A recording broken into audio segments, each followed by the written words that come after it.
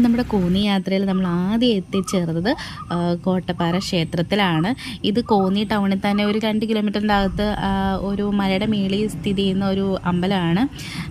ഈ അമ്പലത്തിൽ നമ്മൾ ചെന്ന സമയത്ത് ആരും ഉണ്ടായിരുന്നില്ല. ഒരു 8:45 9 മണിയൊക്കെ ആയപ്പോഴാണ് ഞങ്ങൾ അവിടെ എത്തിയത്. അപ്പോൾ അവിടെ ആരും ഉണ്ടായിരുന്നില്ല. ഈ ഒരു ക്ഷേത്രത്തിൻ്റെ പ്രത്യേകത എന്ന് പറയുന്നത് നമുക്ക് അതിൻ്റെ പാറയുടെ മേളിൽ നിന്ന് നോക്കിക്കഴിഞ്ഞാൽ നമുക്ക് കോന്നി ടൗൺ ഫുള്ള് കാണാൻ പറ്റും എന്നുള്ളതാണ്. പിന്നെ അവിടെ കുറച്ച് നേരമൊക്കെ ഞങ്ങൾ സ്പെൻഡ് ചെയ്തതിന് ശേഷം ഞങ്ങൾ അവിടുന്ന് അടുത്ത സ്ഥലത്തിലോട്ട് പോകാൻ തുടങ്ങുമായിരുന്നു. അടുത്ത സ്ഥലം എന്ന് പറയുന്നത് കല്ലേലി ക്ഷേത്രമാണ്. കല്ലേലി എന്ന് പറയുന്ന സ്ഥലം ഒരു കാടിനുള്ളിൽ സ്ഥിതി ചെയ്യുന്ന ഒരു സ്ഥലമാണ്. അപ്പം എനിക്ക് ഇത് ഭയങ്കര ഒരു എക്സ്പീരിയൻസ് ആയിരുന്നു.